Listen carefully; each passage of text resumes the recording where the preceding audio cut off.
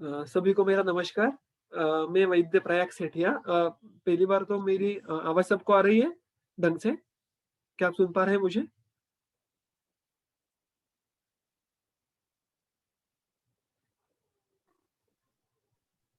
कोई एक अगर उत्तर दे तो मुझे सुनाई देगा, शायद सबकी म्यूट है। अगर मेरी आवाज़ स्पष्ट रूप से आ रही है तो फिर मैं कंटिन्यू करता हूँ।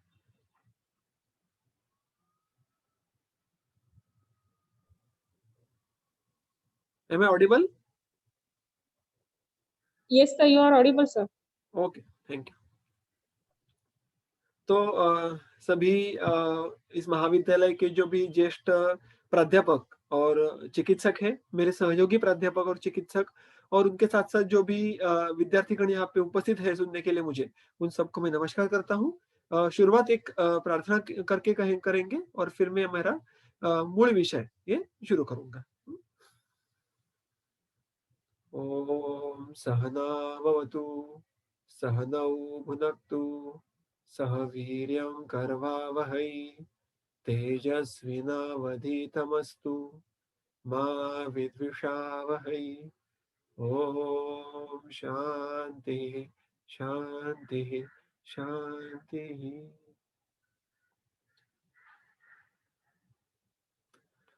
भगवान धन्वंतरी अ, हमारे ग्रंथ और ग्रंथों के नज़दीक लेके जाने वाले हमारे गुरु, इन सबको वंदन करके आज का जो ये हमारा विषय है, उसको प्रारंभ करना चाहूँगा।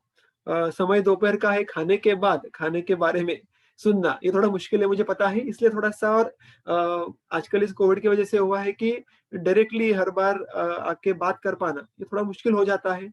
तो इसलिए हमें ये कुछ टेक्निकल चीज़ें बीच में लाके इंटरेक्शन करनी पड़ती है। तो मैं आज पूरी कोशिश करूँगा कि ये जो हमारा प्रेज़ेंटेशन है और जो विषय है, वो दोनों एक संवाद के रूप में आपके साथ आपके सामने आए और ये जो विषय है संसर्जन क्रम, वो विषय चयन करने के पीछे मेरी भूमिका क्या है, वो मैं शॉर्ट में कहता हूँ। हमारे महाविद्यालय में प्रायः जब हम भी विद्यार्थी थे, तब भी हम ये इस विषय को मात्र एक 5 मार्क का सब्जेक्ट ऐसा करके छोड़ देते थे। मुख्यत्वे जब भी चरक संहिता उत्तरार्ध या पंचकर्म इन विषयों में इसका समावेश ये होता है और वमन विरेचन के बाद करने की कुछ प्रक्रिया खाने के बारे में, इतना ही हमें इसके बारे में पता होता है। लेकिन इसका ये व्यापकत्व ये बहुत ज़्यादा है। होता क्या है हमें अगर किसी को आहार के बारे में बात करने के लिए कही जाए, किसी भी को, विद्यार्थी को, वैद्य को, तो हम बहुत अच्छे-अच्छे लेक्चर दे सकते हैं, बड़े-बड़े कांसेप्ट कह सकते हैं, लेकिन जब उनको प्रैक्टिस में लाने की जब बात आती है, तो बहुत सारे वैद्य ये उसमें इतना एफिशिएंटली नहीं परफॉर्म कर पाते। उसमें मैं भी मेरा भी आपत्ति बिल्कुल नहीं है। तो जितना मटेरियल हमारे पास उपलब्ध है, उसके 1% भी हम व्यवहार में नहीं ला पाते और ये मुझे जब तुलना मैं करता हूँ जब आजकल के मॉडर्न डायनेटिक्स से, तो उन्होंने उनके उनके शास्त्र में ज़ीरो से शुरुआत करके बहुत ही ज़्यादा व्यापक उसका अभ्यास करके आज वो व्यवहार कर रहे हैं। तो हमारे पास तो हमारा पूरा जो अध्ययन है वो हमारे ग्रंथों ने करके रखा है। हमें इस बहुत अलग-अलग रेफ़रेंस फर्स्ट ईयर से पता होते हैं कि काश्यप संहिता ने आहार को महावैषज्य बोला है और जो एक सुभाषित है, पथ्ये सति गदार्थस्य किम औषध निषेवणम्, पथ्ये असति गदार्थस्य किम औषध निषेवणम्।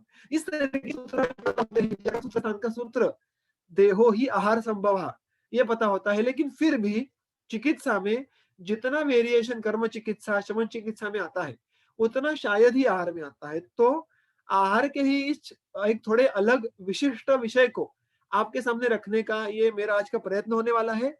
विशेषतः जो विद्यार्थी हैं, जो आगे जाके वैद्य बनना चाहते हैं, उनके लिए ये मेरा फ़ोकस रहेगा क्योंकि कैसा होता है, हम गीली मिट्टी के होते हैं, जब हम सीखते होते हैं तो। तो अभी जो निशान अगर आप पे बन पाए, तो ये आज आपके प्रैक्टिस पे आपको क्वालिटेटिवली इम्प्रूवमेंट करने के लिए बहुत ही उपयुक्त होगा, ऐसा मेरा विश्वास है। तो संहिता को व्यवहार में लाने के लिए एक उदाहरण मात्र ये एक छोटा-सा आज का टॉपिक होने वाला है। ठीक है?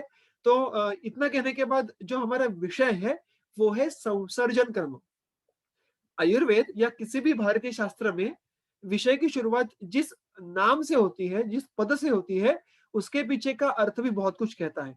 किसी भी देखो, आप कोई व्याधि का नाम देखो, अगर आपने उदर ले लिया, तो हमें क्या पता चलता है कि उदर मतलब उदर में दोष संचिति बहुत ज़्यादा है।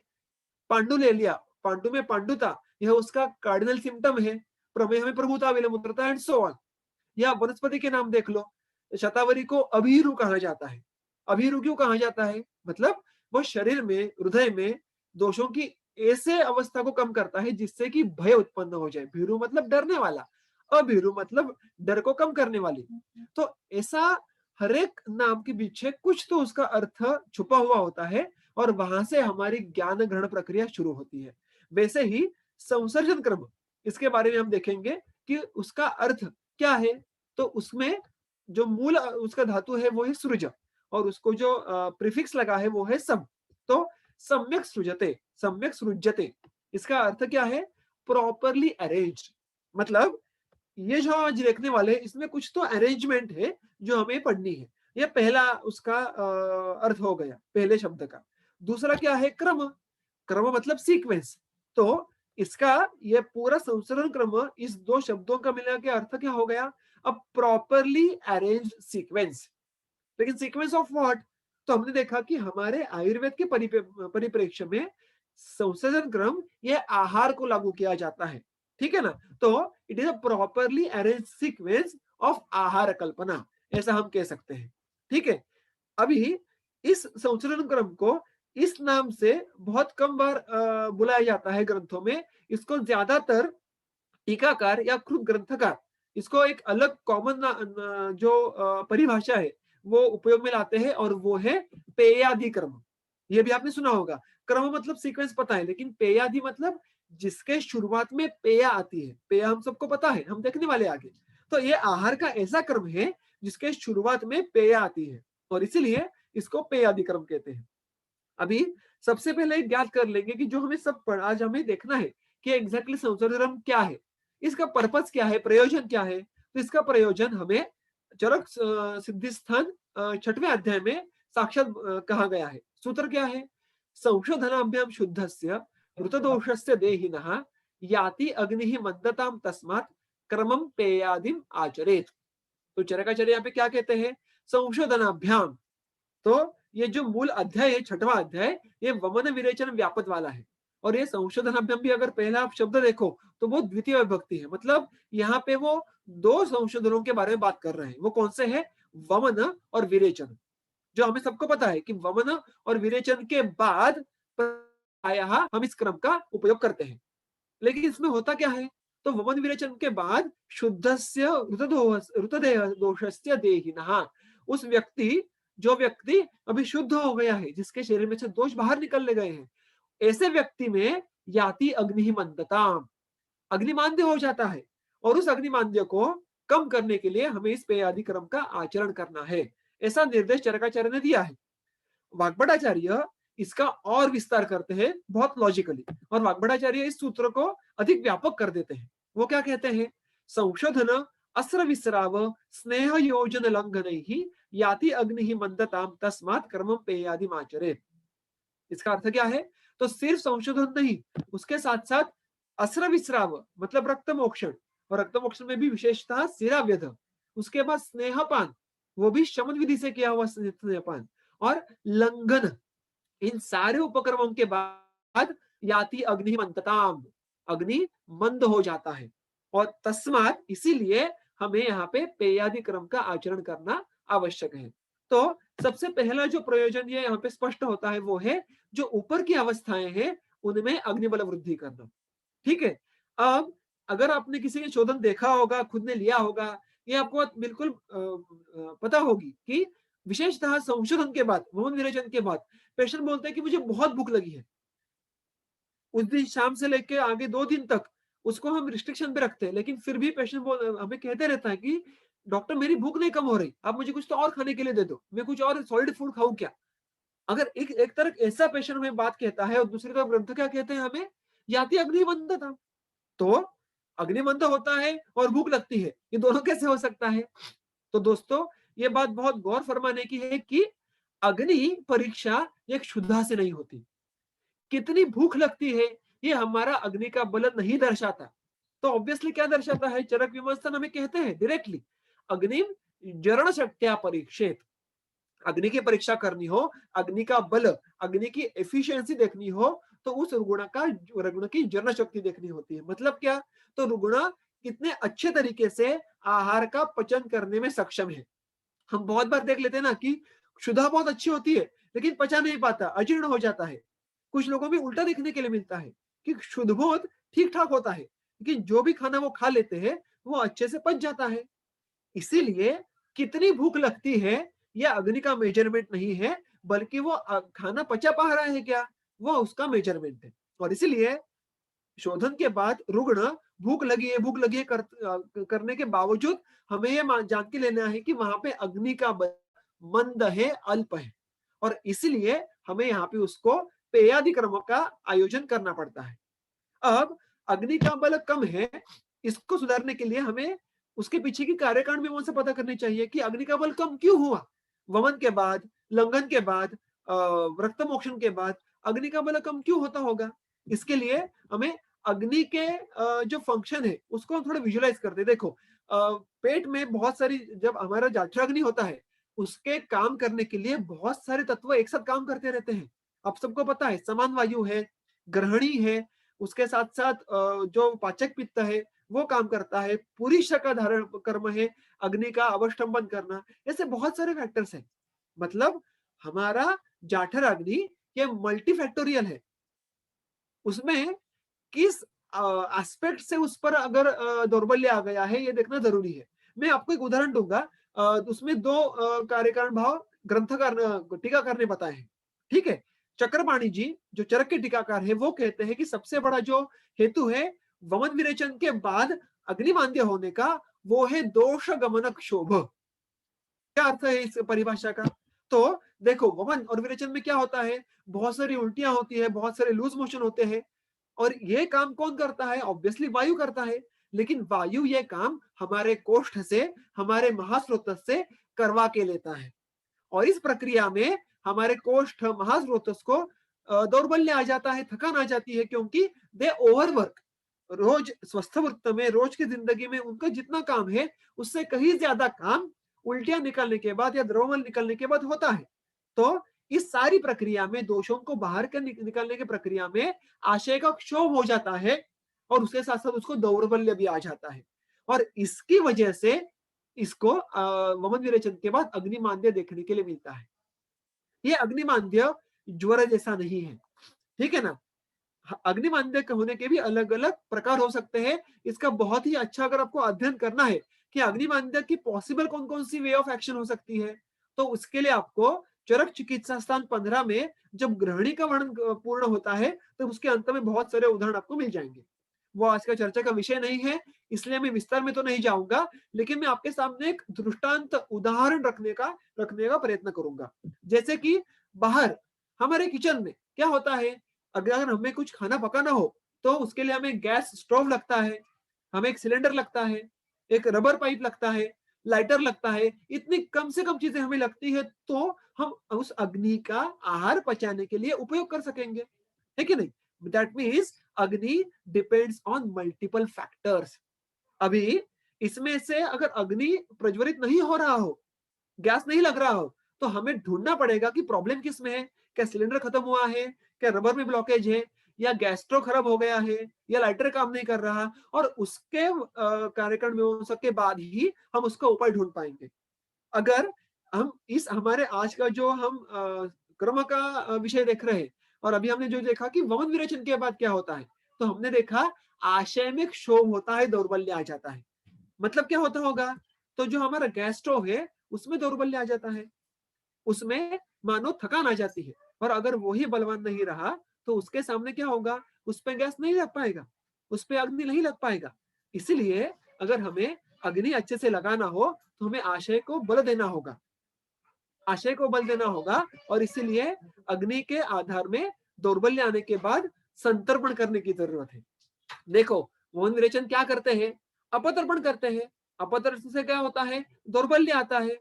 तो अगर हमें अग्नि को फिर प्रज्वलित करना है तो यहाँ पे हमें क्या करना पड़ेगा, आशय की बल की वृद्धि करनी पड़ेगी। मतलब यहाँ पे संतर्पण करके अग्निमांद्य करना, अग्निमांद्य को दूर करना अपेक्षित है। ठीक है। तो ये एक बहुत बड़ी हिंट यहाँ में समझ में आती है। ये पहले कारण हो गया अग्निमांद्य होने का। दूसरा क्या कहा है, दूसरा यहाँ पे कहा गया है अग्नि अधिष्ठान संप्लव। इसको कहने की जरूरत क्यों हुई, इसका हम अर्थ देखेंगे, लेकिन इसके पहले एक जो आक्षेप आता है पहले के कारण के बाद, देखो पंचशोधन कौन कौन से है? वमन है, विरेचन है, निरूह बस्ती है, शिरो विरेचन है, नस्य का प्रकार, और उसके साथ साथ रक्त मोक्षण है। ये 5 शोधन कर्म है, सबसे बड़े, सबसे प्रमुख। इनमें हमारे कोष्ठ के संबंध कौन कौन से हैं? वमन, विरेचन और निरोह भी है। तो यहाँ पे निरोह का उल्लेख क्यों नहीं किया? क्या निरूह से अग्निमांद्य होता नहीं है क्या? तो चक्रपाणी जी कहते हैं कि निरूह से उतना अग्निमांद्य नहीं होता जितना वमन विरेचन से होता है। ऐसा क्यों? क्योंकि इसके आगे ये कारण दिया है। यहाँ पे अब देखो तो वमन में कुछ लीटर काढ़ा पी के उल्टियां करनी पड़ती है। विरेचन में भी हम विरेचन उपगत द्रव्य, उसके साथ साथ कोई कल्याणक गुण, त्रिवृत अवलेय जैसे द्रव्य हम खाते रहते हैं। तो ये सब जब कार्य करते हैं तो होता क्या है? जो अग्नि का स्थान है वो मानो इतने सारे दवाइयों में डूब जाता है। संप्लव मतलब डूब जाना। और ये सब काम कहाँ पे होता है? वमन का हो, विरेचन का हो, वो आमाशय में होता है, जो कि अग्नि का प्रमुख स्थान है। मतलब यहाँ पे वमन विरेचन में मुख्यत्वे औषधि का, भेषज का अतिरिक्त उपयोग होने की वजह से भी अग्नि थक जाता है, आशय थक जाता है। ठीक है। और अगर आप निरूह देखें तो निरूह ये नाभि तक ही पहुंच पाता है, अग्नि स्थान को क्रॉस नहीं करता। ठीक है ना? निरूह पक्वाशय में रह के वहां पे दोषों को इकट्ठा करके बाहर निकल जाता है। इसलिए अग्नि पे आवरण डालने की जो प्रक्रिया है वो निरूह में नहीं होती। इसीलिए निरूह के बाद किसी भी संशोधन क्रम का उल्लेख नहीं है, बल्कि निरूह के बाद उन्हें सिर्फ रसौदन, युषौदन, क्षीरोदन यानी दूध और चावल, मांस रस और चावल, युष और चावल, इनका ही प्रयोजन रखा है। ठीक है। तो ये दो चीजें यहाँ पे जो है वो अग्निमान्य होने के पीछे के कारण है। सबसे प्रधान कारण क्या था? तो दोष क्षोभ गमन, दोष गमन क्षोभ, और दूसरा क्या था? अग्नि अधिष्ठान संप्लव। तो ये हो गया अग्निमान्य के बारे में। लेकिन जो हम इसके पीछे का कारण देख रहे हैं उसमें दूसरा जो भाग है कि जैसे हमें महास्रोतस को, कोष्ठों को दौर्बल्य आता है, वैसे सर्वाधिक दौर्बल्य भी आता है कि नहीं? वमन के बाद, विरेचन के बाद, लंघन के बाद थकान, बलक्षय होना, ये बहुत ही नेचुरल है। तो ये भी एक दूसरा कारण है संसर्जन क्रम के पीछे का। और उसके बारे में चरक सिद्धिस्थान उसी अध्याय में चरकाचार्य कहते हैं क्या? वमितश्च विरिक्तश्च मंदाग्निश्च विलंघितः अग्नि प्राण विवृद्ध्यर्थम क्रमम पेयादिकम भजेत। इसका अर्थ क्या है? तो वमन, विरेचन, मंदाग्नि और लंघन करने के बाद, इन 4 अवस्थाओं के बाद पेयादि क्रम का फॉलो करना है। किस चीज के लिए? उसके एक तो सबसे पहला है कि अग्नि विवृद्धि अर्थम, वो हमने अभी देखा। लेकिन दूसरा सबसे महत्वपूर्ण यहाँ पे जो बात है वो है प्राण विवृद्धि अर्थम। और प्राण मतलब बाकी कुछ नहीं तो बल, शरीर का जो बल है उसी को ही ग्रंथकार बहुत जगह पे प्राण इस नाम से डिनोट करते हैं। ठीक है ना? इसका मतलब क्या? कि पूरे संसरण क्रम और पेयादि या पेयादि क्रम का जो प्रयोजन है वो है अग्नि वृद्धि और बल वृद्धि। तो हमें अभी ये समझ में आ गया कि हमें वमन, विरेचन, रक्तमोक्षण, लंघन, इनके बाद पेयादि क्रम क्यों देना है? तो एक तो अग्नि मंद होता है, क्यों होता है हमने अभी देखा। और उसके साथ साथ बल भी कम होता है, क्यों होता है वो भी हमने अभी देखा। तो उनको बढ़ाने के लिए हमें अग्नि वृद्धि, बल वृद्धि साथ में करनी है। ठीक है। तो अगर अग्नि वृद्धि और बल वृद्धि साथ में करनी है तो हम कोई बल्य और दीपन औषध या बल्य और दीपन कल्प का इस्तेमाल नहीं कर पाएंगे क्या? आहार की जरूरत क्यों है? फॉर एग्जाम्पल भल्ला तक होगा, भल्ला तक अत्यंत उष्ण है और उसके साथ साथ स्निग्ध भी है, रसायन भी है। पिंपली का उदाहरण ले लो, पिंपली भी उष्ण है यानी दीपन है, स्निग्ध है, मधुर विपाकी है, रसायन है। तो भल्ला तक, पिंपली, शुंठी, ऐसे बहुत सारे द्रव्य है जो अग्नि वृद्धि के साथ साथ बल वृद्धि भी कर पाएंगे। तो यहाँ पे भेषज या औषध का प्रयोग करने का निर्देश क्यों नहीं है? इसका उत्तर भी चरकाचार्य ही हमें देते हैं सूत्रस्थान 16वें अध्याय में। क्या कहते हैं वो? भेषज क्षपिते पथ्यम आहार ही एवं ब्रूहणम। मतलब जिस व्यक्ति का क्षपण, अपतर्पण औषधियों से हुआ है उनमें आहार से ही ब्रूहण करना अपेक्षित है। और हम देखते हैं कि वमन, विरेचन, इनमें दवाइयों खाने के बाद जो भी वेग आते हैं उसके बाद ही दौर्बल्य देखने के लिए मिलता है। तो ये जो लॉजिक है वो वमन विरेचन के लिए भी एप्लीकेबल हो जाता है और इसलिए हमें शोधन के पश्चात जो अग्निमांद्य है वहां पे औषधियों का साक्षात प्रयोग करना ये उपयुक्त नहीं है। आपको सबको ये बात भी पता है कि जो औषधियां होती है वो कैसे होती है, वीर्य प्रधान होती है और जो आहार कल्पना हो कैसे होती है, वर्ष प्रधान होते हैं। और यहाँ पे जो पहले ही दुर्बल व्यक्ति है, देखो जैसे कि छोटे बच्चे होते हैं या बूढ़े लोग होते हैं जिनको हम वीक कहते हैं, उनमें हम कोई स्ट्रॉन्ग हाईली पोटेंट मेडिसिन नहीं देते जनरली। क्यों? हमें डर होता है कि वो उस दवाई को सह नहीं कर पाएंगे। वैसे ही शोधन के बाद जब बलक्षय होता है तो दवाइयों को सहने की भी क्षमता होनी चाहिए, वो यहाँ पे नहीं होती। और इसलिए यहाँ पे कोई भी प्रयोजन के लिए आहार का चयन करना ये ज्यादा लॉजिकल और उपयुक्त कहा गया है।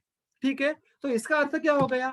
अभी हमें आहार या बल्य और दीपन ऐसे डिजाइन करना पड़ेगा तो हम बल और अग्नि दोनों को बढ़ा पाएंगे। अभी मजे की बात कैसे है, ये दोनों एक्चुअली एक दूसरे को अपोजिट है कि नहीं? अग्नि वृद्धि करने के लिए आपको कुछ तो उष्ण तीक्ष्ण लगेगा, बल वृद्धि करने के लिए आपको कुछ तो गुरु स्निग्ध लगेगा, जो एक दूसरे को कम करेंगे। They contradict each other, so we need to select a very beautiful path और उसके लिए भी ग्रंथ ने हमें निर्देश दिए हैं। लेकिन हम उसका लॉजिक खुद ढूंढने की कोशिश करते हैं। देखो, बल्य अगर कर्म करना है, संतर्पण करना है, ब्रूहण करना है, तो उसके लिए गुरुगुण की आवश्यकता होती है। गुरु गुण का कर्म क्या बोला है? ब्रूहण बोला है। लेकिन गुरु ये अग्नि वृद्धि के लिए अच्छा बिल्कुल नहीं है। तो हमारे पास जो दूसरा विकल्प है वो है स्निग्ध गुण का। अगर हम स्निग्ध गुण का भी अच्छे से प्रयोग करें तो भी धातु बल बढ़ सकता है, क्योंकि स्नेह सारो ही अयम पुरुष, ऐसा सुश्रुताचार्य कहते हैं कि ये पूरा पुरुष है, ये उसके पूरा शरीर है, ये स्नेह सार है, स्नेह ही बल है। तो स्नेह का अगर हम स्निग्ध आहार का हम युक्तिपूर्वक उपयोग करें तो अग्निमांद्य नहीं होगा। गुरु गुण का प्रयोग करना यहाँ पे संभव नहीं है। तो ये यहाँ पे हमने एक रूल आउट करके गुण का चयन किया। अभी अग्निवृद्धि के लिए भी दीपन कर्म करने के लिए सबसे श्रेष्ठ गुण कौन सा है? उष्ण। सामान्य विषय सिद्धांत का एक बहुत ही आसान यहाँ पे उदाहरण है। लेकिन उष्ण गुण के अतिरिक्त उपयोग से क्या होने वाला है? बलक्षय होने वाला है। तो यहाँ पे हमें क्या करना पड़ेगा? उष्ण गुण का भी हम उपयोग उतना नहीं कर पाएंगे, हमें मर्यादा है। तो यहाँ पे हमारे मदद के लिए कौन आ जाता है? लघु गुण आ जाता है, क्योंकि लघु लंघन, लंघन कर्म से क्या होता है? अग्नि दीपन होता है। इसलिए हमें आहार की योजना इस तरीके से करनी है कि लघु और स्निग्ध गुण मिला के हम गुण का अग्नि और बल वृद्धि दोनों कर पाए। और इसलिए जो पेयादि क्रम है उसका जो प्रयोजन है वो क्या है कि लघु और स्निग्ध इस तरीके से आहार ये हमें योजना करनी है, सीक्वेंस करनी है। और यह एप्लीकेबल बाकी कंडीशन में भी है कि नहीं? जैसे कि सिराव्यध, सुश्रुताचार्य एक बहुत ही बढ़िया लॉजिक देते हैं हमें कि सिराव्यध के बाद अग्निमांद्य क्यों हो सकता है। याद रखिए कि ग्रंथ में जो सिरावेद का मात्रा अपेक्षित है वो बहुत ज्यादा है। उन्होंने सिरावेद की उत्तम मात्रा एक प्रस्थ कही है, मतलब कितनी? तो 540 ml एट अ टाइम। तो इतनी मात्रा में कहने के बाद क्या है, अगर अच्छी खासी मात्रा में, बड़ी मात्रा में रक्त का मोक्षण करे तो ज्यादा अग्निमांद्य होने वाला है। क्यों होने वाला है? क्योंकि रक्त और पित्त इनका आश्रय संबंध है। रक्त में उष्ण गुण का आश्रय रहता है और अगर रक्तक्षय हो जाए तो इसीलिए उष्ण गुण भी शरीर से कम होता है और उसके साथ साथ अग्निमांद्य होता है। मतलब धातु क्षय तो होता ही है, लेकिन उसके साथ साथ उष्ण गुण भी कम होता है। और इसीलिए सुश्रुताचार्य कहते हैं कि इसके बाद भी जो आपको आहार क्रम फॉलो करना है वो ग्रेजुअली फॉलो करना है, उसको पेयादि क्रम से करना है, लेकिन उसमें आपको रक्त वृद्धिकर द्रव्यों का समावेश करना पड़ेगा जो कि ईशत अम्ल हो। उदाहरण मात्र के लिए उन्होंने वहां पे दाड़िम का उल्लेख किया है। ठीक है, तो ये जो पेयादि क्रम है वो यहाँ पे भी एप्लीकेबल है। लंघन के बाद देखो, लंघन मतलब क्या, जिसको हम व्यवहार में उपवास कहते हैं, फास्टिंग कहते हैं। आप देखते हैं कि बहुत सारे लोग धार्मिक वजहों से करते हैं, बहुत सारे लोग आंदोलन करना है इसलिए उपोषण करते हैं। तो ये जो लोग बहुत दिन तक, बहुत काल तक लंघन करेंगे, किसी चिकित्सा में, रुग्ण में, ज्वर में होगा, आमवात में होगा, बहुत दिन तक लंघन करवाना पड़ता है। उसके बाद क्या होता है? लंघन भी कौन सी प्रक्रिया है? लघु होता है शरीर। लंघन के बाद भी शरीर का अपतर्पण ही होता है। और जब अपतर्पण होता है तो शरीर का बल कुछ अंश में कम होने वाला है। यहाँ पे भी शरीर बल कम होने की वजह से अग्निमांद्य होता है। तो ये जो लोग बहुत दिन दिन तक उपवास करते हैं, कुपोषण करते हैं, रुग्णों में ज्वर, अम्वात आदि रुग्णों में लंघन करवाते हैं, उनमें भी ग्रेजुअली अग्निमांद्य होता है। ये व्यवहार में देखने के लिए मिलता है। वो भी क्यों होता है? वो भी शरीर बल का क्षय की वजह से ही होता है। ठीक है? और स्नेहपान, अभी इस प्रकार का स्नेहपान का जो व्यवहार है, वो वैद्य उतनी मात्रा में आज समझ में नहीं किया जाता है अनफॉर्चुनेटली।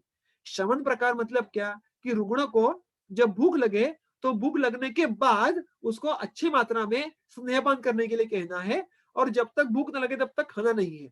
मतलब उसकी चिकित्सा स्नेहपान करना इतनी होती है। बाकी उसको उसके बाद कुछ शोधन देना नहीं होता है, चूर्णवटिया की जरूरत नहीं होती। शोधन की स्नेह की मध्यम मात्रा उसको देने का निर्देश है, और वो कुछ दिन तक, हफ्तों तक भी चल सकता है। इस प्रक्रिया में भी क्या होता है? स्नेह का जरण कर करके रुग्णों में अग्नि का बल कम हो जाता है। अब इन सारी चीजों में कॉमन चीज क्या है? अग्नि, आशय, स्पेशली महास्रोतस, इनका बल कम हो जाता है। और इसके वजह से हमें यहाँ पे पेयादिक्रम, जो कि लघु स्निग्ध चीज गुणों से शुरू होने वाला है, इसका उपयोग करना ये बेनिफिशियल होने वाला है। ठीक है? तो ये देखने के बाद हम जो पेयादिक्रम का मूल सूत्र आया है चरक में, वो देखेंगे।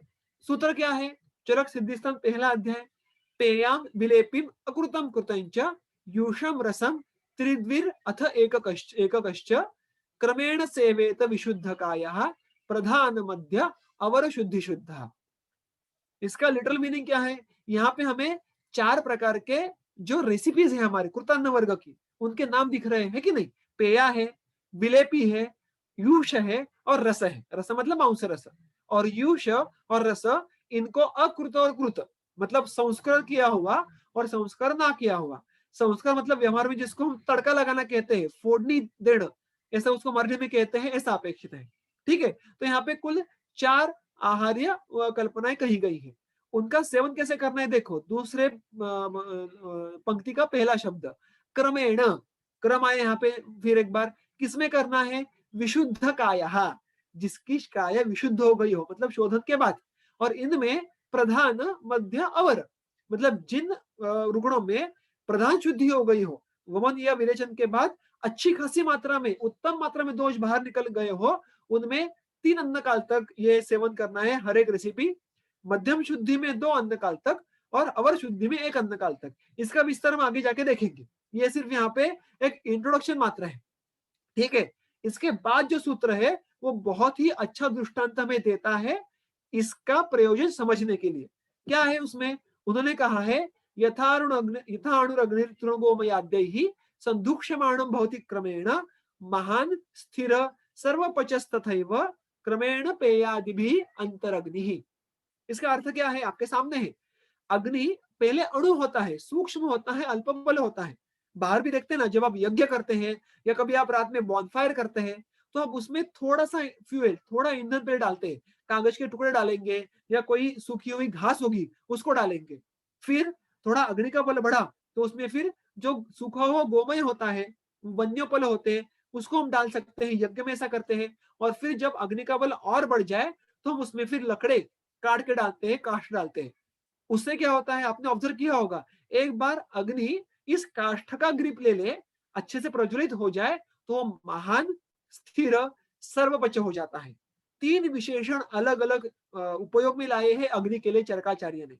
महान मतलब इतना बलवान कि वो गुरु से गुरु वस्तु को पचा पाएगा। स्थिर मतलब वो, जैसे हमारा राहुल द्रविड़ ना क्रिकेट में, वो हुआ करते थे कि द वॉल हर मैच में परफॉर्म करेगा ही करेगा। कभी सेंचुरी में की, कभी जीरो पे आउट हो गए, ऐसा उनका नहीं था। अच्छा एवरेज था। वैसे स्थिर मतलब बलवान होने के बावजूद बलवान ऑन रेगुलर बेसिस, उसको हम स्थिर कहेंगे। कंटिन्यूअसली डिलीवर करेगा अग्नि, कभी विषम है कभी सम है, ऐसा उसमें देखने के लिए नहीं मिलेगा। और सर्वपच मतलब सारे अलग अलग प्रकार के आहार, जो असात्म्य भी हो सकता है, विरुद्ध भी हो सकता है, उसको भी पचाने की क्षमता, मतलब the different variety of the food can also be digested by this अग्नि। मतलब क्रमशः तृण, उससे अग्नि का बल बढ़ाना है। फिर उसके बाद थोड़ा और गुरु आ जाता है। देखो, तृण से ज्यादा गुरु क्या है? गोमय है। उसके बाद अग्नि और बढ़ेगा। फिर अग्नि और बढ़ने के बाद उसमें हम और काष्ठ डालेंगे। इस प्रकार से लघु से गुरु ऐसा हमें क्रम लेके जाना है संसर्जन क्रम में आहार का। तो अग्नि हमारा धीरे धीरे धीरे और प्रज्वलित होने वाला है। और इसीलिए अगर हम संसर्जन क्रम का ग्राफ देखें तो क्या करना पड़ेगा हमें? हमें स्टार्ट टू एंड लघु से शुरू करना पड़ेगा और धीरे धीरे हमें गुरु के आहार पर कल्पना की तरफ जाना पड़ेगा। तो हमारा अग्नि अधिक बलवान अधिक बलवान अधिक बलवान हो जाएगा। हमारा शरीर भी अधिक बलवान हो जाएगा, अच्छा संतर्पण हो जाएगा। ठीक है? तो ये ग्राफ आंखों के सामने रखो, सादा ग्राफ है, लेकिन आगे जो सबसे एक ट्विस्ट है, ट्विस्ट इन द स्टोरी, ये अभी इसके बाद आने वाली है। इसके लिए ग्राफ बहुत इंपॉर्टेंट है। अभी ये जो सूत्र है हमारे सामने, जो हमने देखा, पेयम विलेपीम और उसमें यूशरस है, इनका उल्लेख है। मैंने उदाहरण मात्र जो अभी उपलब्ध भाषांतर है चरक संहिता के अलग अलग, उसके 3 रैंडम मैंने उदाहरण दिए हैं कि उनमें इसका भाषांतर किस तरह से किया गया है। आप सबको, अगर आप 3rd या 4th ईयर में जो भी छात्र होंगे, उन्होंने शायद ये टेबल देखा भी होगा, लिखा भी होगा कि हमारे सामने इस प्रकार का क्रम का टेबल दिया जाता है। अभी इनमें बाकी चीजें मुझे यहाँ पे टेबल में देखने के लिए बहुत ज्यादा इंफॉर्मेशन नहीं है। मैंने यहाँ पे सिर्फ आपको ये उदाहरण के लिए रखा है कि यहाँ पे उन्होंने जो 4 आहार की कल्पनाएं रखी है क्रम से, वो कौन कौन सी रखी है? पेया, विलेपी, यूष और रस। जो देखो, ये और एक जो चरक संहिता का भाषांतर है, उसमें भी वही क्रम है, पेया, विलेपी, यूष, रस। जो और एक तीसरा भाषांतर है, उसमें भी वही भाषांतर दिया है। मतलब वहां पे क्रम क्या अपेक्षित है? पहली बार पेया जो स्निग्ध और बहुत ही लघु होती है, क्योंकि पेया किससे करते हैं? चाली से करते हैं, चावल से करते हैं। तो चावल तो स्निग्ध होते हैं और पेया इतनी द्रव होती है कि वो बहुत लघु हो जाती है। फिर विलेपी, विलेपी भी स्निग्ध है, चावल से ही करते हैं, लेकिन वो जरा थिक होती है, तो वो कम लघु होती है। उसके बाद यूष का क्रम दिया है चार्ट में सभी भाषांतरकारों ने। यूष का क्या है? यूष किससे करते हैं? जब अनुक्त है तो यूष मूंग से करने का वचन है, मुद्ग से, और प्रायः यूष कल्पना शिंबी धान्यों के लिए है। तो यूष का सामान्य गुण ये रूक्ष होता है। यूष को अपतर्पण कहा है, स्थौल्य में यूष का उपयोग आता है। कफग्न कर्म करना हो तो यूष का उल्लेख आता है। आप में से जिसको भी वाग्भट सूत्र स्थान दोषोपकर्मणीय अध्याय याद हो, उसमें अगर आपको आप रिकॉर्ड करने की कोशिश करें तो यूष इस दोषोपक्रम का उल्लेख कफ के उपक्रम में आया है। मतलब यूष ये अपतर्पण करने वाला रूक्ष इस तरीके का आहार कल्पना है, और वो तो बहुत ही ज्यादा लघु है, क्योंकि मुद्ग ये बहुत लघु है। अभी इसके बाद डायरेक्टली कौन आ जाता है? मांसरस। मतलब मांसरस ये तो ब्रूहण का परिपाक हो गया, एक्सट्रीम गुरु हो गए, एक्सट्रीम स्निग्ध हो गए। तो अभी अभी हमने जो ग्राफ देखा, जो ग्रेजुअली लघु से गुरु होना चाहिए, वो यहाँ पे नहीं फिट हो सकता है, यह क्रम अयोग्य हो जाता है। क्यों? देखो, अगर हम ये ग्राफ को याद करें और अभी ही हम इन आहार कल्पनाओं को ग्राफ में रखें तो कैसा होने वाला है? तो हम अनुमान प्रमाण से कह सकते हैं कि अयोग्य हो गया। क्यों?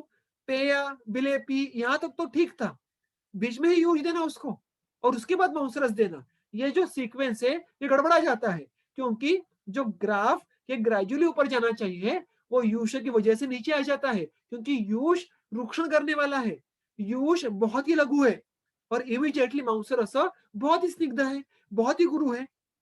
इसका मतलब पेया, विलेपी, यूश, रस, ये जो सीक्वेंस है ये ग्रेजुअली ऊपर नहीं जा रहा, ये ग्रेजुअली बल नहीं बढ़ा रहा, ये ग्रेजुअली अग्नि नहीं बढ़ा रहा, और ऐसा ऊपर नीचे वाला जो ग्राफ है वो हमारे पेयादि क्रम को नहीं सूट करता। इसका मतलब आइदर हम कुछ तो गलत समझ रहे हैं, जो ग्रंथों को कहना है हम नहीं समझ पा रहे हैं, और हमने अगर अनुमान प्रमाण से देखा तो इस बात स्पष्ट हो जाती है कि पेया, विलेपी, यूष और रस ये सीक्वेंस गलत है। तो फिर सही क्या है? हम फिर जाते हैं शब्द प्रमाण की तरफ, प्रत्यक्ष प्रमाण की तरफ। प्रत्यक्ष प्रमाण क्या है? अगर आपने वमन विरेचन के पेशेंट देखे होंगे, अगर आप किसी चिकित्सक के पास जाते होंगे या आपके कॉलेज में देखे होंगे आपने, तो जब रुग्ण का वमन या विरेचन हो जाता है और अगर आप उसको शोधन पश्चात क्षुधा एवं अग्निबल वृद्ध हो जाता है, तो उसके यूज से सिर्फ उसका पेट भरेगा ही नहीं, सिर्फ मूंग का पानी पी के तीसरे दिन उसको इतनी भूख लगती है, उसका अग्नि इतना दीप्त होता है, उसने पेया खाई होती है, उसने विलेपी खाई होती है, और उसके बाद उसकी भूख यथा अनुरग्नि तृणगो मयाद दई, बढ़ते बढ़ते जाती है और आप उसको यूज प्रदान करते हैं, तो क्या होने वाला है, उसको पर्याप्त मात्रा में अग्नि बल नहीं बढ़ने वाला है, उसका बल नहीं बढ़ने वाला है। तो प्रत्यक्ष प्रमाण में भी हमें देखने के लिए मिलता है कि यूज काफी नहीं होता है। तो अनुमान प्रमाण भी हमें हमारे साथ है, प्रत्यक्ष प्रमाण भी हमें कह रहा है कि सीक्वेंस में कुछ तो गड़बड़ है। और उसके बाद शब्द प्रमाण साक्षात जो सबसे श्रेष्ठ है, चरक सूत्र स्थान 15वां अध्याय उपकल्पनीय, उसमें एक 16वां सूत्र ये बहुत ही उपयुक्त है यहाँ पे, जो प्रायः हम इग्नोर कर देते हैं। सब हमारे ग्रेजुएशन में हो, हमारे व्यवहार में हो, हम जब भी पढ़ाई कर रहे थे एमडी के समय, तब जब हम इसको बारकाई से बार बार पढ़े तो हमें समझ में आ गया कि एक्चुअल जो संसर्जन क्रम है, पेयादि क्रम है, उसके बारे में तो विस्तार से सबसे पहले यहाँ पे लिखा है। और हम ये मूल संदर्भ भूल के हम आगे के संदर्भ सिर्फ देखते हैं और हमें आधी जानकारी मिलती है। तो ये जो आपके सामने सूत्र है, मैं सूत्र को पूरा पढ़ने वाला नहीं हूँ, उसमें जो सूत्र के जो मुख्य मुद्दे हैं, जो मैंने बोल्ड में किए हैं या उनको अंडरलाइन किया है, तो आप देखेंगे तो यहाँ पे उत्तम शुद्धि के बाद, मतलब वमन विरेचन में दोष अच्छे से बाहर निकल गए, तो हमें हर एक आहार कल्पना को 3-3 अन्नकाल सेवन करना होता है और उसी को यहाँ पे आपके सामने रखा है। तो इस सूत्र का जो हमारा प्रैक्टिकल उसका जो कन्वर्जन है, वो किस प्रकार करेंगे?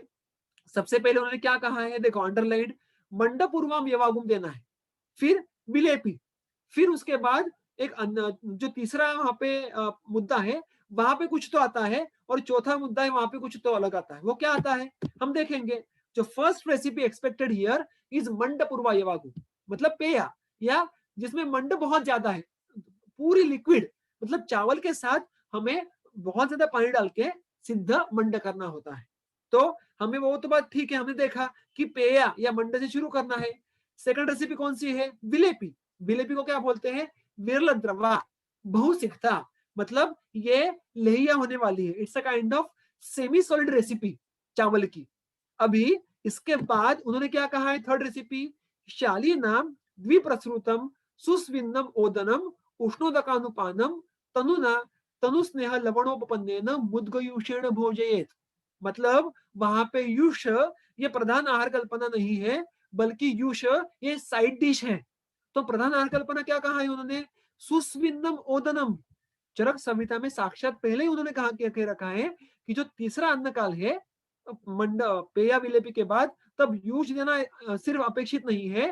तो सुस्विन्न ओदन मतलब अच्छे से पकाए हुए चावल और उसके साथ तनु मुद्गयूष, तनु मतलब एकदम पतला, ऐसा मुद्गयूष देना है जो अल्प स्नेह और लवण युक्त हो।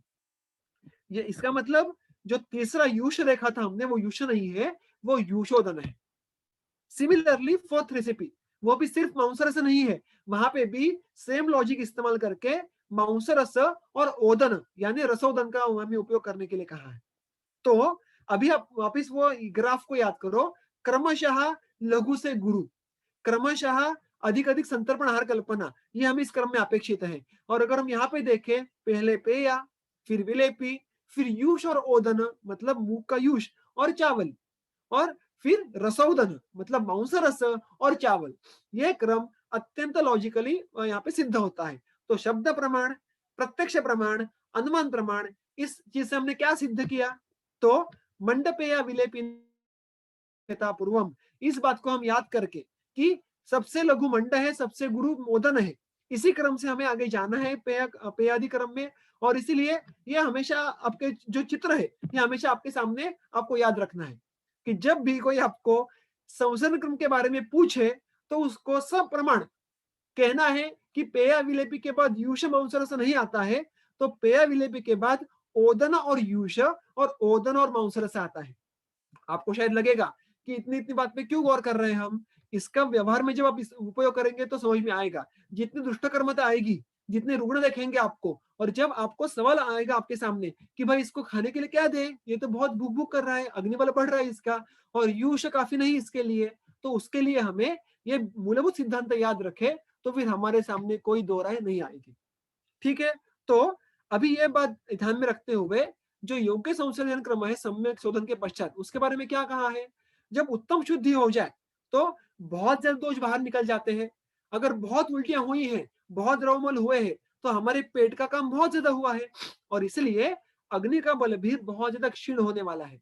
तो अग्नि जितना क्षीण होगा उतना उसको धीरे धीरे हमें दीप्त करना है।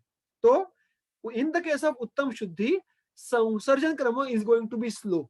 और जो पेया, विलेपी, युषोदन, रसोदन, ये 4 आहार है, इनको हर एक को 3-3 अन्नकाल देना पड़ेगा। तो कुल मिला के 12 अन्नकाल तक हमारा क्रम चलेगा। मध्यम शुद्धि में मध्यम दोष निकले हैं, तो क्षोभ भी मध्यम है, अग्निबलक्षय भी मध्यम है। तो हम यहाँ पे मॉडरेट संसरण क्रम देंगे, जो 2-2 अन्नकाल चलेगा। तो 4 कल्पनाएं, 2-2 अन्नकाल, मतलब 8 अन्नकाल तक। और हीन शुद्धि में दोष अल्प निर्णय होता है, आशय का क्षोभ भी अल्प है, तो अग्निबल अल्प है। तो यहाँ पे फास्ट संचरण क्रम देंगे, जो एक एक अन्नकाल का होगा, 4 अन्नकाल में समाप्त हो जाएगा। सो द सिद्धांत here, the formula here which we all should remember is that lesser the अग्निबल, लॉन्गर द संसर्जन क्रम। ये फंडा हमेशा याद रखिएगा, प्रैक्टिकली बहुत जरूरी है। ठीक है, और ये सिर्फ शोधन के लिए नहीं, तो लंघन के बाद या किसी रुग्ण में जब भी अग्निबल जब तक कम है, तब तक उसको धीरे धीरे धीरे हमें संसरण क्रम का एप्लीकेशन करना है। यहाँ पे जो इस स्लाइड में जो शब्द मैंने उपयोग में लाया है वो है अन्नकाल। अन्नकाल मतलब क्या?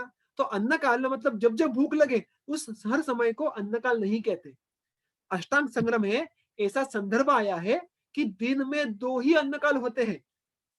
पूर्वापार से अभी भी अगर ग्रामीण क्षेत्र में जाओ भारत में, तो आप देखा करेंगे कि सुबह 11 के आसपास और शाम में 6 के 7 बजे के आसपास वो जो भी भाकरी होती है, सब्जी होती है, दाल चावल होते हैं, उनको खा लेते हैं बस। बीच में ब्रेकफास्ट, हाई टी, स्नैक्स कुछ नहीं होता है। तो और उनको वो हमसे ज्यादा बलवान, हमसे ज्यादा उसमें स्टेमिना होता है, दीर्घायु होता है। क्यों? क्योंकि 2 ही अन्न काल सेवन करने के बाद हमारे आहार का पचन यह अत्यंत उत्तम तरीके से होता है। सिमिलरली जब हम यहाँ पे अन्न काल का उल्लेख करते हैं, तो इसका मतलब 1/2 ऑफ द डे, मतलब एक दिन में first half of the day और second half of the day, इतने 2 ही अन्न काल है। मतलब जब भी रुग्ण को हम पेया 2 अन्न काल के लिए देने के लिए बोले, तो उसको दिन भर पेया ही पीनी है, कितनी बार भी क्यों ना भूख लगे। तो number of hunger is not अन्न काल। पहले जो हाफ है दिन का, उसमें कितनी बार भी भूख लगे उसको हम एक ही अन्न काल कहेंगे। और जो दूसरा हाफ है अन्न काल का, उसमें भी कितनी बार भूख लगे हम उसको दूसरा अन्न काल कहेंगे। तो ये संकल्पना आप कृपया अच्छे से अपने दिमाग में करें। अदरवाइज क्या होता है, रुग्ण इतनी बार खाना खाने के लिए मांगता है, हमें लगता है कि पूरा क्रम एक दिन में खत्म हो जाए। तो अन्न काल और भूख ये अलग अलग बात है। ठीक है, इसके बाद इसका जो और एक सूक्ष्म चीज है, जो आहार में हम वैद्य मंडली बहुत बार उसको निगल कर देते हैं। जब भी रुग्ण हमारे पास आता है, पथ्य के बारे में पूछता है, या हम उसको पथ्य के बारे में कहते हैं, तो हम उसको बहुत ही ग्रॉस, बहुत ही वेग कहते हैं कि चावल खाओ, ये सब्जियां खाओ, आपको कद्दू, आपको परवल परवल ये सब्जियां अच्छी है, बस कैसे करे क्या करे ये बात हम उसको कहते ही नहीं है। आप अगर देखो तो पेया, विलेपी, ओदन, इसको कैसे करना है हमें क्या पता है, चावल और जल साथ में ले लो पकाओ बस, उसको कुछ प्रमाण दिया होता है। या यूज को कैसे करना है, सिर्फ मूंग और पानी इनको उबालना है क्या, इतनी ही रेसिपी है क्या? तो नहीं। कैसा है, ये जो बारकाइयां है, ये बृहत त्रयी में हमें डायरेक्टली देखने के लिए नहीं मिलती। इसके बारे में जो वर्णन है, जो आयुर्वेदिक कुकिंग है, उसके बारे में बहुत अच्छा अच्छा वर्णन हमारे पास उपलब्ध है, लेकिन उसके लिए थोड़ी खोज करनी पड़ती है, छानबीन करनी पड़ती है। वहां वो हमें कहाँ पे मिलता है, प्राधान्यता से। तो जो अरुण दत्त टीका है वाग्भट की, जो डल्लन टीका है सुश्रुत की, भाव प्रकाश में जो जो निघंटू छोड़ के भी बहुत सारी चीजें हैं, लेकिन निघंटू में पूरा कृतान्न वर्ग है उसमें। और उसके बाद जो उत्तरावर्ती ग्रंथ है, क्षेम कुतूहल, भोजन कुतूहल जैसे, उनमें भी बहुत ज्यादा हमारे पास मटेरियल अवेलेबल है, जो अभी तक अनटच्ड है।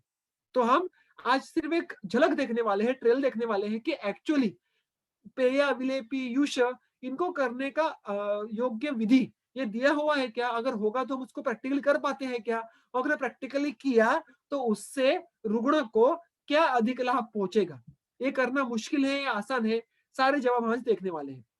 तो अगेन हम वही हमारा क्रम फॉलो करेंगे। जो शब्द प्रमाण है, जो हमें अरुण दत्त की टीका में देखने के लिए मिलता है कि लाजा पेया, लाजा पेया, और उस जैसे ही हमें सिंपल पेया करने के लिए बोलिए चावल के साथ, उसकी 3 सूत्र जितनी रेसिपी आई है। सिमिलरली मुदगयुष के बारे में देखो कि 5 पंक्तियां उन्होंने मुदगयुष को कैसे करना है इसके बारे में कहा है।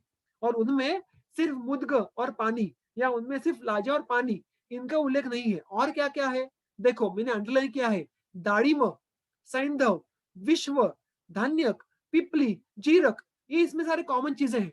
तो सामान्यतः सिंपल पेय, सिंपल यूज करना भी हो तो इतना तो इंग्रेडिएंट्स उसमें आता है। कोई भी चीज, कोई भी पथ्य, पथ्य की परिभाषा आप सबको पता होगी। उसमें दो एस्पेक्ट बोले चरकाचार्य ने, पथ्यम पथनोपेतम यत, मतलब पथ यानी स्रोतस, शरीर के स्रोतसों के लिए जो उपयुक्त है उसको पथ्य कहा है, लेकिन उसका जो आगे का आधा हिस्सा है वो बहुत ही जरूरी है। क्या? यच्चापि मनस प्रियम, तो जो भी पथ्य है वो मन प्रिय होना चाहिए, क्योंकि अगर वो मन प्रिय हो, इष्ट उसका रस गंध स्पर्श हो, तो उससे हमारे इंद्रियों का, हमारे मन का भी तर्पण होने वाला है। ठीक है? तो इसीलिए हमें कोई भी एकदम कोई रुचिहीन या कोई टेस्टलेस कल्पना करनी है और रुग्णों को कहने के बोल भाई ये खा, ये इसको कोई टेस्ट नहीं फिर भी आपको खानी ही पड़ेगी, ये कहना ये गुनाह है। तो उस गुने से बाहर कैसे आना है, इसके संदर्भ हमें आज देखने हैं उदाहरण के लिए। ठीक है? इसके बाद हम पहली चीज क्या देखेंगे, तो उसके में हमें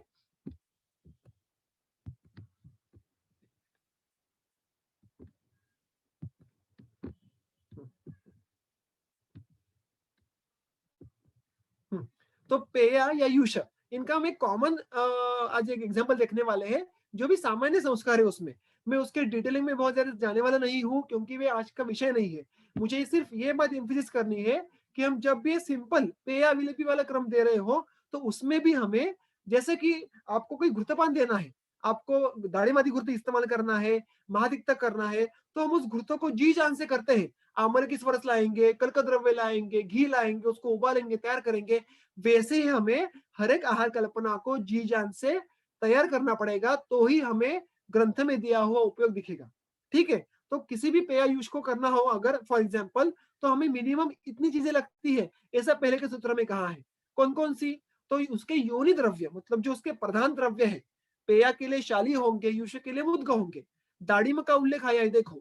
जल तो ऑब्वियसली है। फिर अलग अलग औषधि चूर्ण जो हमारे घर पे, क्लिनिक में आसानी से होते हैं, सैंधव, शुंठी, धान्य, जीरक, पिंपली, और अगर कृत करना है, उसको तड़का लगाना है, तो घृत। मतलब हमें मिनिमम इतनी सारी अच्छी तैयारी करके ही, कोई सामग्री इकट्ठा करके ही पेया या युष का निर्माण करना संभव है। ठीक है? और ये सामग्री ऐसी भी नहीं है कि बहुत रेयर है या बहुत कष्ट से इकट्ठा करनी पड़ेगी। तो सामग्री को तो इकट्ठा कर लिया, फिर उसके बाद उसका विधि हमें जब देखना है, तो क्या देखना है? तो सबसे पहली बात तो हमें इन सबका एकत्र पाचन करना है। देखो, ये वीडियो सिर्फ आपको एक रिप्रेजेंटेशन मात्रा कुछ सेकंड सेकंड का ही है, लेकिन हमें लगता है कि चावल और पानी इतना ही डालना है, लेकिन वैसे नहीं है। अगर आप देखें तो उसमें कुछ चूर्ण द्रव्य, दाड़िम, इनको साथ में लाना है। किस तरीके से? तो यहाँ पे चावल और पानी तो ऑलरेडी डाल दिया है।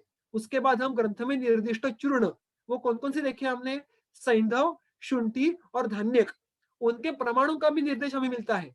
उनको हमें संस्कार के समय पानी में डाल दिया है, पचन के समय। और उसके बाद दाड़िम का समावेश करने के लिए बोला है, उसका भी प्रमाण भी ग्रंथ ने दिया है टीका में। तो उस प्रमाण में ही हमने यहाँ पे उसको इकट्ठा मिलाया है। और जब ये अच्छे से मुद्ग या शाली पक्व हो जाए, तो हम उसको छान के लेंगे।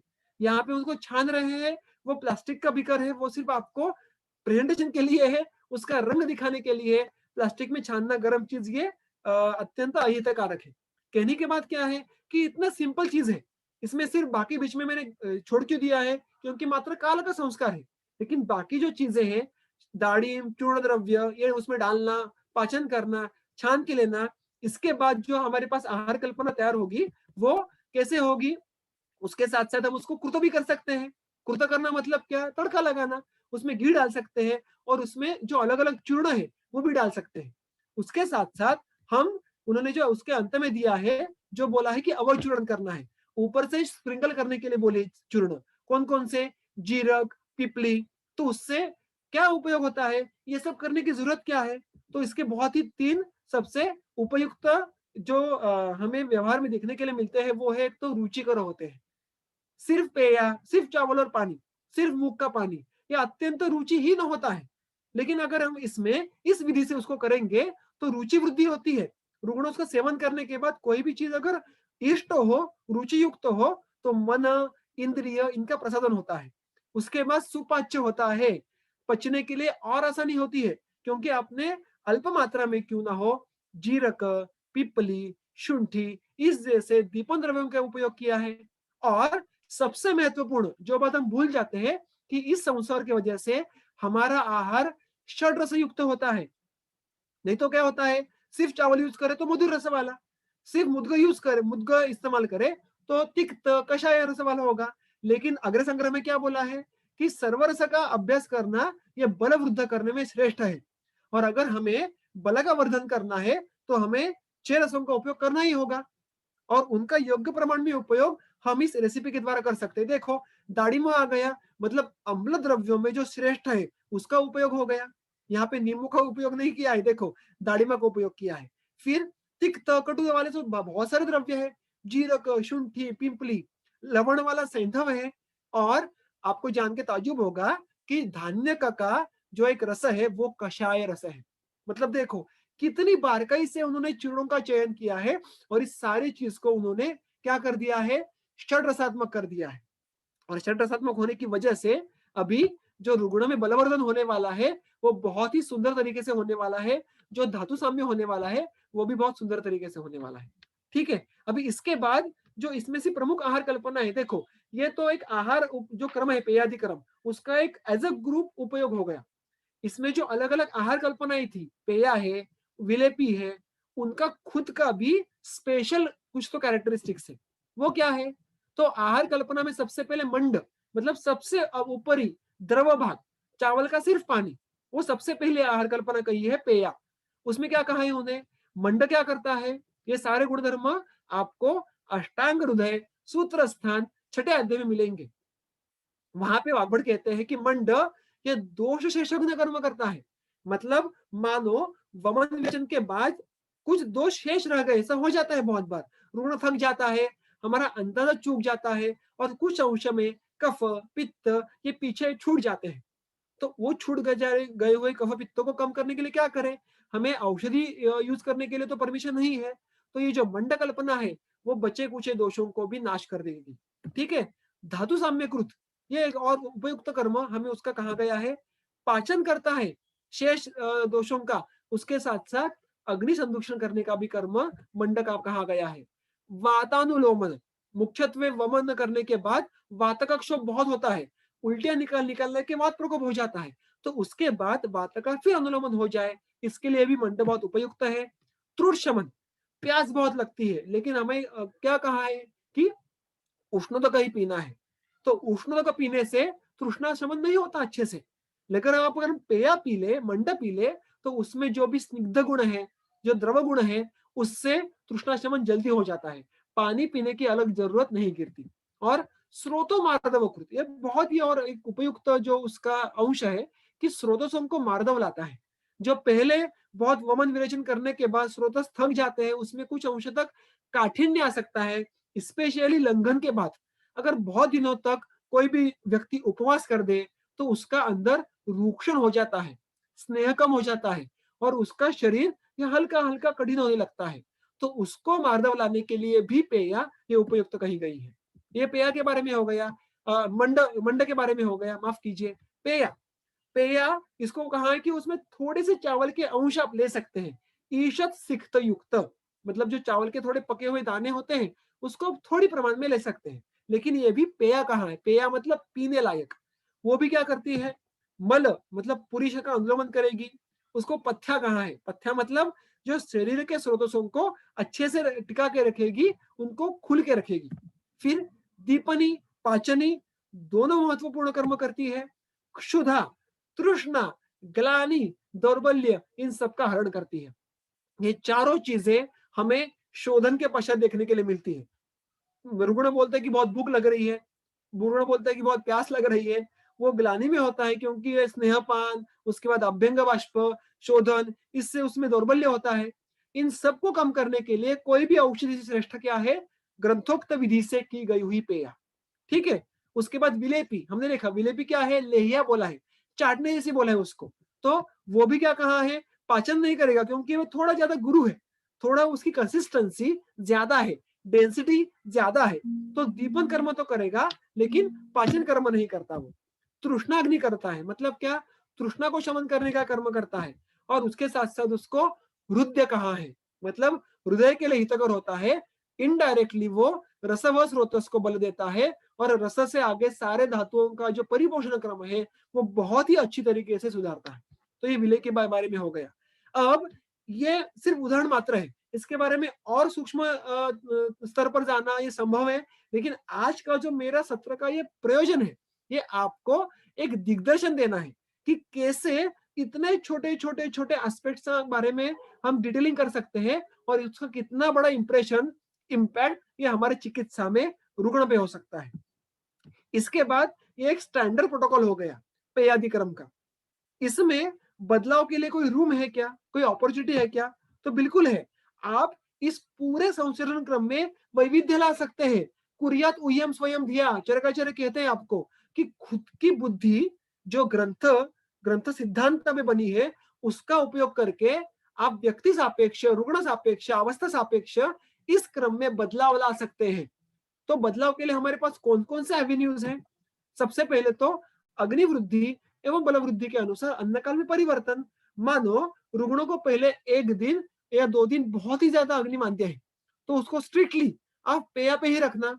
लेकिन मानो कि तीसरे दिन उसका अग्नि बहुत ही बढ़ गया है, अभी उसको सिर्फ विलेय भी खा के नहीं चल रहा हो, तो उसको विलेय भी कम देके इमीडिएटली आप उसको ओदन पे शिफ्ट कर सकते हैं। तो हमारे आयुर्वेद में वो जो बहुत सारे रूल्स हैं, वो ब्लाइंडली फॉलो करने के नहीं है, वो रिचुअलिस्टिक नहीं है। उसके पीछे का अगर आप कारणी मीमांसा समझ पाओ, तो आप उसको मैनिपुलेट कर सकते हैं। तो अगर रुग्ण ये बहुत ज्यादा अग्निवृद्धि दिखा रहा है, उसमें बल भी कम होगा, तो आप पेया विलेपी से एकदम से जंप मार के उसको रसोदन भी दे सकते हैं। तो ये जो मैनिपुलेशन है, ये आप लॉजिकली कर सकते हैं, प्रोवाइडेड आपको पेयादि क्रम, संचरण क्रम, इनके पीछे पीछे का लॉजिक है वो समझ में आ पाए। आप आपका मोबाइल खोल के या आपकी गाड़ी खोल के उसमें ऊपर नीचे तभी कर सकते हैं जब आपको उसका फंक्शनिंग पता हो। If you are a mere user, you can not manipulate और चेंज द सर्किट इनसाइड। तो एज अ वैद्य हमें सिर्फ यूजर नहीं होना है, हमें इंजीनियर होना है, और इंजीनियर होने के लिए हमें सारे सिस्टम्स के बारे में पता होना चाहिए कि कौन सी सिस्टम कैसे काम करती है। और आज हम इस संसरण क्रम नाम के सिस्टम के बारे में देखने की कोशिश कर रहे हैं। तो ये एक बदलाव हो गया। दूसरा, आहार कल्पना के द्रव्यों में अवस्थानुरूप परिवर्तन। मतलब क्या? सबसे पहले तो योनि द्रव्य, मतलब योनि मतलब चावल या मूंग, जो मूलभूत द्रव्य है। तो चावल के बजाय लाजा का उपयोग करने के लिए कहा है। कहाँ पे? मुख्यत्वे ज्वर चिकित्सा में ऐसा कहा है। ज्वर चिकित्सा में ऐसा कहा है कि जब लंघन पूरा हो जाता है, तो उसको जब भी पहली बार आहार सेवन करने के लिए देना है, तो लाजा मंड दो, लाजा पेया दो, क्योंकि वो तो चावल से भी बहुत ज्यादा लघु होने वाली है। तो ये मॉडिफिकेशन आपको करने के लिए बिल्कुल संभव है।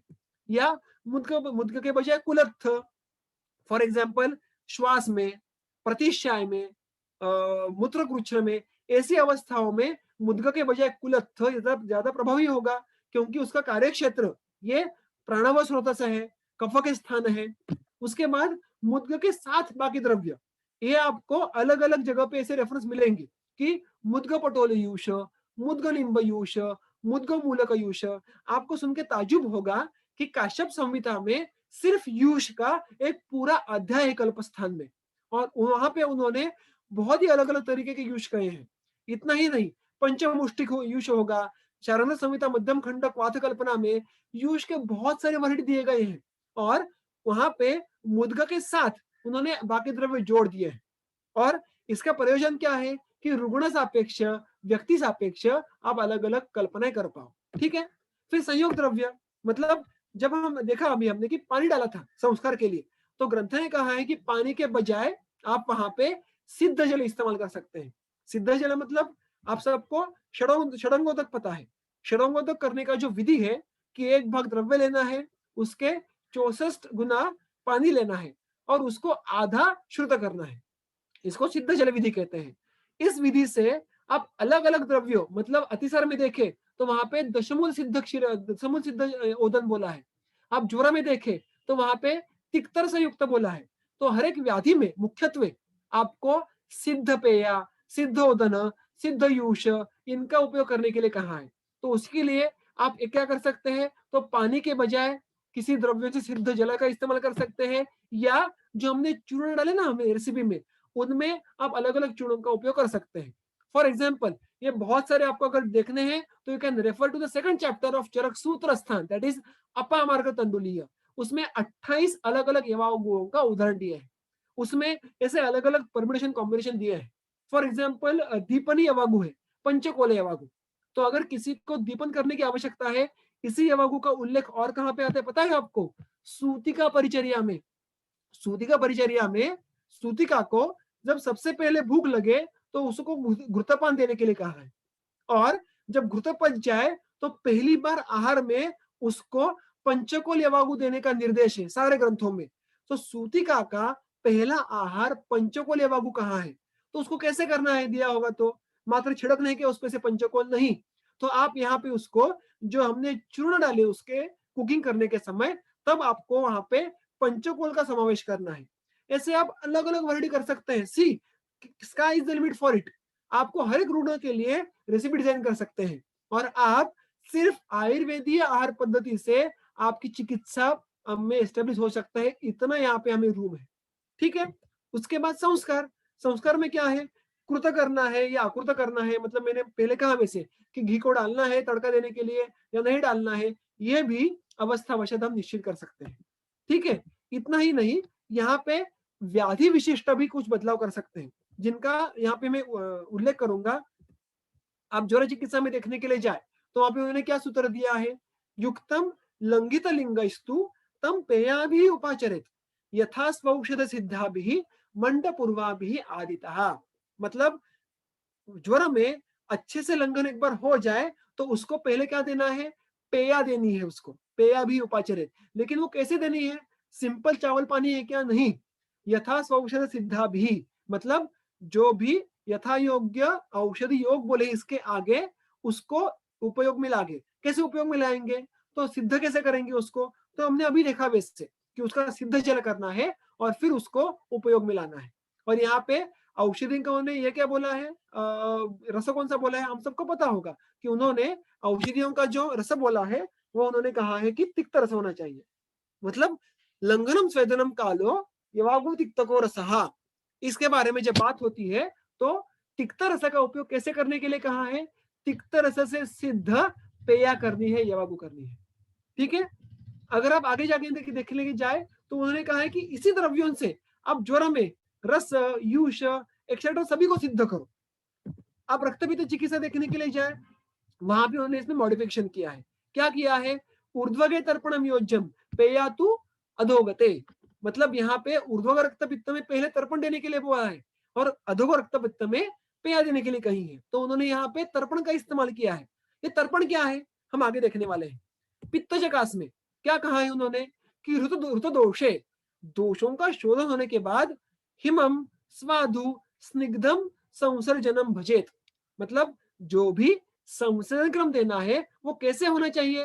पित्तजकास है तो पित्त को कम करने के लिए शीत वीर्यात्मक, मधुरसात्मक ऐसे द्रव्य सिद्ध आपको वहां पे संसर्जन क्रम देना पड़ेगा। और आपको कफज गुल्म में भी इसी तरीके से मिलता है कि वमन करने के बाद जब शुद्ध हो जाए रुग्ण तो तिक्त, उष्ण, कटु संसर्ग्या वग्निम संदूक्षय ततः। इसका प्रयोजन क्या है सब कहने का? इसका मतलब चिकित्सा करने के समय व्याधि वशात आप अलग अलग संसर्जन क्रम दे सकते हैं। एक ही प्रकार की विधि से, एक ही प्रकार की रेसिपी से ही हमेशा पेयायुष तैयार करनी है। ठीक है ना? तो इसका अर्थ क्या है कि आप, ये सिर्फ उदाहरण मात्र है, आप हर चिकित्सा स्थान में जाके ऐसे अलग अलग मॉडिफिकेशन ढूंढ सकते हैं और उसको व्यवहार में ला सकते हैं। अगर ऐसा किया तो हमारा जो चिकित्सा व्यवहार है वो ज्यादा प्रगल्भ, ज्यादा क्वालिटेटिवली इंप्रूव होगा। इसके बाद उन्होंने और एक जो वैविध्य है वो आहार कल्पना में परिवर्तन, मतलब पेय का इस्तेमाल करना ही नहीं है, पेय के बजाय कुछ और आहार कल्पना हम उपयोग में ला सकते हैं। कौन कौन से? एक तो पेया कहाँ पे उपयुक्त नहीं है वो देखना जरूरी है। पेया की अनर्हता ये कहते हुए ग्रंथकार कहते हैं कि जब हमें विशुद्ध शोधन अपेक्षित हो वमन विरेचन के बाद वो बहुत ही कम हुआ हो, मतलब हमें अच्छा खासा कफ पित्त बाहर निकालने की अपेक्षा थी लेकिन बहुत ही कम बाहर निकला, और अच्छा खासा कफ ये पीछे शेष है। अल्प विशुद्धि, उसके बाद मद्यपी रुग्ण में या मदात्य में पेया नहीं देनी चाहिए। उसके बाद ग्रीष्म ऋतु में पेया नहीं देनी चाहिए। और जब रुग्ण या तृष्णा, दाह, छर्दी ये लक्षण दिखाता है तब भी पेया नहीं देनी चाहिए। और ऐसा क्यों कहा है? तो उन्होंने कहा है कि जब भी शोधन ज्यादा नहीं हुआ हो अच्छा, तो क्या होता है, कफ पड़ा होता है हमारे पेट में। कफ पड़ा होता है तो क्या होता है उससे? उन्होंने बहुत ही बढ़िया उदाहरण दिया है कि जब आपको रेती पे या मिट्टी पे पानी गिर जाए तो वहां पे कीचड़ हो जाता है। वैसे ही जब कफ पहले से हो और वहां पे बहुत ज्यादा, अब अगर उसको कुछ तो पेया दे तो क्या होने वाला है? पेया अभिच्छन्द करने वाली है, और हमें अभिच्छन्द करने से क्या होगा? कफ वृद्धि हो जाएगी। तो जब भी कफ प्रधान अवस्था है, कफ दोष है, तो पेया या आहार कल्पना नहीं आती। इसलिए आप देखो, प्रमेह, स्थौल्य ऐसे व्याधियों में पेय का उल्लेख नहीं किया, चावल की कल्पना का उल्लेख नहीं किया, बल्कि यूष का उल्लेख आता है या तर्पणों का उल्लेख आता है, जिसमें हमें यवका यानी बार्ले का इस्तेमाल करने के लिए कहा है। तो ये एक निषिद्ध बात है, जब कफ का अनुबंध प्रदान हो तो हम पेया का इस्तेमाल नहीं कर पाएंगे। मद्यपी या ग्रीष्म ऋतु या त्रुट, दाह, छर्दी, इसमें क्या होता है? इसमें उष्ण गुण बलवान होता है, अत्यंत उष्णता अभ्यंतर रहती है, और उससे क्या होता है? अभ्यंतर तृष्णा, अभ्यंतर दाह ये बढ़ता है। और ये कम करने के लिए हमें शीत गुण प्रधान कुछ तो लगता है, हमें स्निग्ध गुण का उपयोग यहाँ पे उतना नहीं है। और पेया ये स्निग्ध और शीत दोनों है, लेकिन ज्यादातर स्निग्ध ज्यादा है, तो इसीलिए यहाँ पे पेया का उपयोग नहीं होता है। तो इसके बजाय क्या उपयोग में लाना है? तर्पण कल्पना। तर्पण कल्पना मतलब क्या? लाज सक्तु मतलब लाया का चूर्ण, लाजा का चूर्ण वो करके लेना है, आटे जैसा महीन पतला, और उसको शरबत जैसा करना है, हिम कल्पना। उसमें अग्नि संस्कार अपेक्षित नहीं है। तो ये ज्यादा सेवन करते के समय क्या होने वाला है? तर्पण करने वाला है, क्योंकि सेवन करते समय ये शीत स्पर्श में होगा, और इससे तृष्णा, दाह इनका शमन अच्छे से हो जाएगा। तो ऐसे अलग अलग अवस्थाओं में जहां पे पेय का निषेध है, पेय इज कॉन्ट्राइंडिकेटेड, वहां पे आपको इस तरीके से मानो लाया का शरबत करना और उसको देने का विधान कहा गया है। ठीक है। उसके बाद मैंने पहले भी कहा वैसे कि वो वमन के बाद क्या होता है, बहुत बार आजकल स्पेशली ऐसे देखने के लिए मिलता है कि हम बहुत डर डर वमन करते हैं, हम उसको शोधन ये बहुत डर के देते हैं। क्यों? क्योंकि बहुत बार हमें कॉन्फिडेंस नहीं होता है कि रुग्ण बल कितना है, अगर ज्यादा हो गया तो उसके प्राण भय ना हो उसको। तो इस व्यवहार में बहुत बार ऐसा देखने के लिए मिलता है कि कुछ कफ के पीछे शेष रह जाता है। अगर इस अवस्था में आप पेया दे तो क्या हो जाएगा? हमने अभी भी देखा वैसे कि कफ को बढ़ा देगी पेया। तो वहां पे अगर कफ को कम करना है तो पेया दे के कोई उपयोग नहीं है। वहां पे अपने कफग्न इस प्रकार का यूष नामक आहार कल्पना देनी पड़ती है। उसी प्रकार कुछ अवस्थाओं में क्या होता है? अत्यंत क्षीण कफ होता है, उल्टा हो जाता है कि शोधन दौरा ज्यादा ही हो गया, रुग्ण में कफ क्षय इतना हो गया कि उससे धातु क्षय जन्यवात प्रकोप हो गया, और उसके क्या होता है? ऑब्वियसली उससे दौर्बल्य आ जाएगा। दौर्बल्य आने के बाद क्या होगा? उसके पेशेंट में आपको सिर्फ पेया काफी नहीं होगी, उसके साथ साथ क्या है? अगर अग्नि अच्छा हो तो आप पेया को छोड़ के इस रुग्ण में डायरेक्टली माउंसर से भी दे सकते हैं। कहने के बाद क्या है? योजक तत्र दुर्लभ, कि योजक ये यहाँ पे हमारे पास दुर्लभ होने वाला है। इसलिए दुर्लभ क्यों होगा? क्योंकि इतनी सारी योजक का मतलब क्या? योजना, युक्ति जो वैद्य गुणों में श्रेष्ठ कही है। युक्ति मतलब क्या? हमें मल्टीफैक्टोरियल बहु कारण योगजान बहुत सारे मुद्दों को सोच के उनको इकट्ठा करके उनको हमें अप्लाई करना पड़ता है। और ये हर एक टॉपिक, हर एक चैप्टर में हमें चीज करनी पड़ती है, हमारे पेशेंट्स में चिकित्सा में करनी पड़ती है। और उसी का एक उदाहरण ये आज का सेशन था। इसमें मैंने मुख्यत्वे जो बहुत ही सिग्निफिकेंट इंपैक्टफुल पॉइंट है इस संश्लेषण क्रम और पेयादि क्रम के, वो मैंने आप सबके सामने रखने की प्रयत्न किया है। जो मुझे मुद्दे आपके सामने रखने थे वो मैंने चयन किए थे। ये छोड़ के भी बहुत ज्यादा उसके बारे में विवरण, डिस्कशन, प्रैक्टिकल एप्लीकेशन हो सकता है, लेकिन समय का जो बंधन है और हमारा श्रवण का समझने का जो बंधन है, एक विशिष्ट समय के आगे सिर्फ सुन-सुन के ग्रहण करना ये मुश्किल हो जाता है। ये फैक्ट को मान्य करते हुए मेरी जो तैयारी थी आज की, यहाँ पे वो मैं पूरी करता हूँ। मेरा जो प्रयत्न है, उसको मैं आज यहाँ पे विराम देता हूँ और जो भी हमारे सारे संविदा डिपार्टमेंट के आयोजक हैं, आकुड़ी कॉलेज के, उनको सारे विद्यार्थियों को, जिन्होंने मेरा ये आज का ये जो संवाद है, उसको पेशेंटली सुना, उनको एक बहुत बड़ा थैंक यू देता हूँ और जो हमारे सहयोगी अध्यापक हैं संविदा विभाग के, मैं उनसे ये रिक्वेस्ट करता हूँ कि हमारा जो आगे का सेशन का जो पार्ट है, वो उसको कंडक्ट करें। धन्यवाद।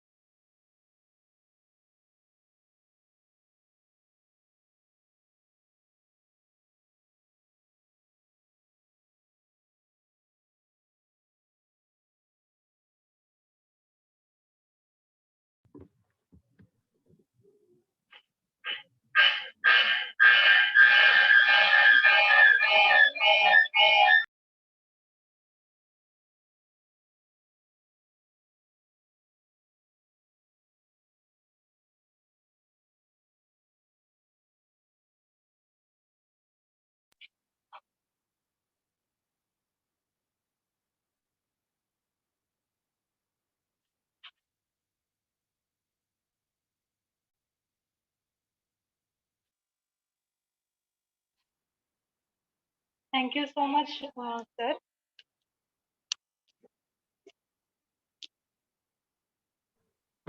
Thank you ma'am. हाँ सर, विद्यार्थियों को अगर कोई शंका है तो पूछ सकते हैं ना? ज़रूर, ज़रूर। हाँ, हमने पूछा है उनको 1-2 मिनट के लिए वेट हाँ, हाँ। ज़रूर, ज़रूर।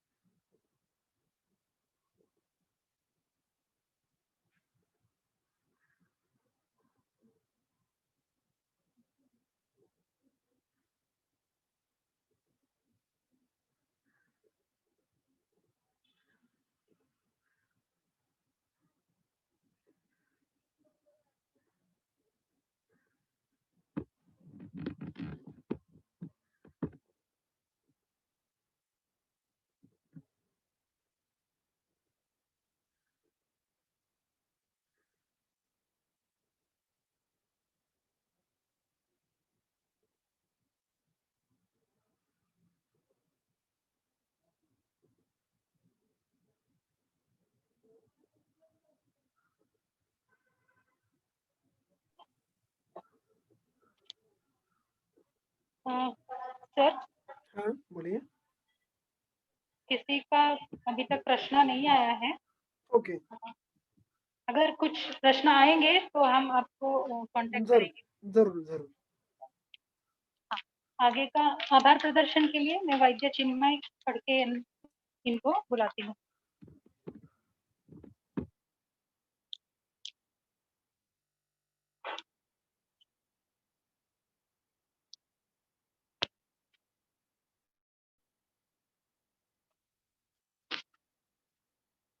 नमस्कार।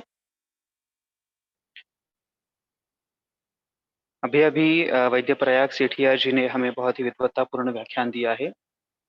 आशा है कि सबको संसर्जन क्रम बहुत ही अच्छे तरीके से समझ में आया हो और आप व्यवहार में भी इसका प्रयोग अच्छी तरह से करेंगे आगे चलकर।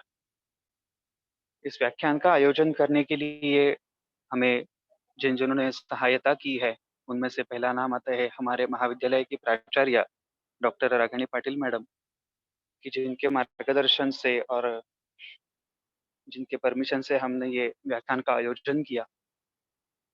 व्याख्यान के लिए कुछ टेक्निकल चीज़ें यहाँ लानी ज़रूरी थी, उसके लिए श्री खलाटे सर और हमारा जो कर्मचारी वर्ग है, उनका भी मैं आभारी हूँ। उन्होंने सीटिंग अरेंजमेंट बहुत ही अच्छी तरीके से की। हमारे महाविद्यालय के सारे अध्यापक जिनकी उपस्थिति यहाँ बहुत ही उत्साहवर्धक थी, उनका भी मैं आभारी हूँ और विद्यार्थीगण जिनके बिना ये व्याख्यान का आयोजन अधूरा था, जिनके लिए ये व्याख्यान था, उन विद्यार्थियों का मैं भी आभारी हूँ कि उन्होंने इस व्याख्यान में सहभाग लिया, उसे अच्छी तरीके से सुना। तो आज का कार्यक्रम हम यहाँ समाप्त हुआ, ऐसा घोषित करते हैं।